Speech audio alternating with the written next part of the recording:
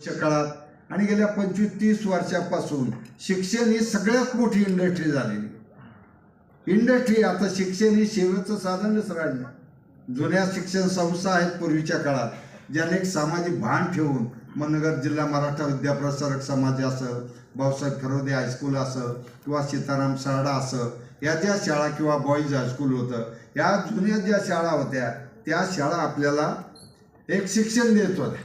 आणि आता नव्याने जे आले ज्याच्याकडे प्रचंड पैसा आहे ते आता सगळे क्रीडांगण तर संपून गेले, मुलांना ग्राउंडवर जायलाच वेळ नाही राहिलेला।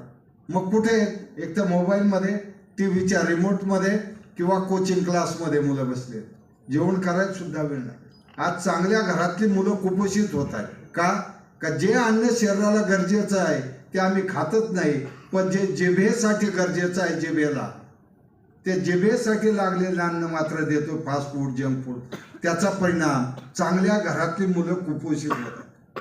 मौखिक आजार प्रचंड वाढत चाललेले, पोटाचे विकार मोठ्या प्रमाणात वाढत चाललेले, प्रिझर्वेटिव्ह जे वापरलं जातं याचा परिणाम मुलांच्या आरोग्यावर खूप दूरगामी होत राहील। आता एक केस अशी होती का डॉक्टर का मी गावात तपासण्या केल्या होत्या मुलांच्या कॅडबरी खाण्या